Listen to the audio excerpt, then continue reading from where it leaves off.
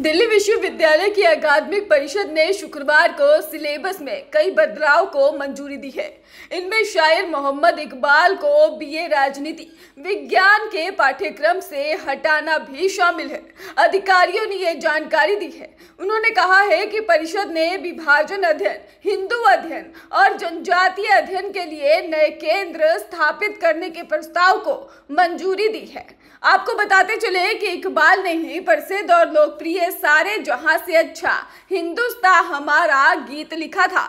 इकबाल भारतीय उपमहाद्वीप के प्रमुख उर्दू और फारसी शायरों में से एक है। वो पाकिस्तान के राष्ट्रीय शायर थे। पाकिस्तान के गठन में उनके विचारों का भी योगदान माना जाता है। डीयू के रजिस्ट्रार विकास गुप्ता ने कहा कि शुक्रवार को परिषद की बैठक में पाठ्यक्रम और कई केंद्र स्थापित करने के प्रस्ताव पारित किए गए।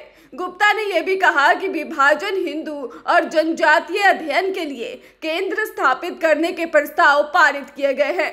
मोहम्मद इकबाल को पाठ्यक्रम से हटा दिया गया है।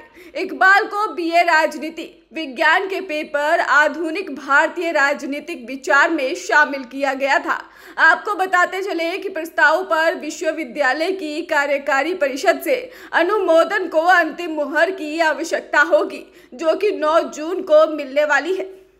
एबीवीपी की दिल्ली इकाई ने एक बयान में इकबाल को पाठ्यक्रम से हटाने के फैसले का स्वागत किया है।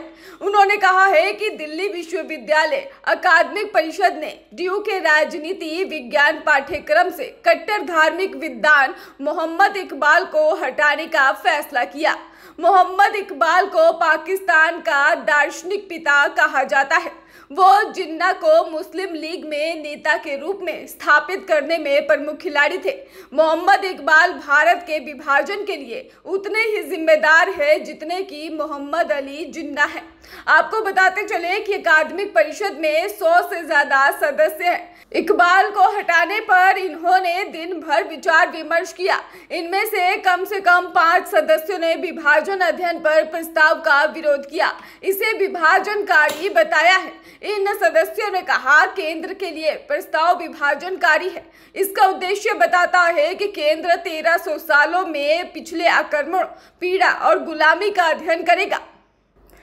एडहॉक शिक्षकों को नौकरी से हटाने के मुद्दे पर असंतुष्ट शिक्षकों ने कहा कि विश्वविद्यालय मुख्य दर्शन बना हुआ है। उन्होंने कहा कि राजनीतिक रूप से प्रेरित भाई भतीजावाद और अनुचित साक्षात्कार प्रक्रिया के बहुत गंभीर आरोप लग रहे हैं। इंटरव्यू के दौरान उम्मीदवारों को अपमानित किया गया, उनका मजाक उड़ाया गया और उनसे ऐसे सवाल पूछे गए जिनका उनके करियर से कोई संबंध नहीं है। ब्यूरो रिपोर्ट, स्वदेश 24।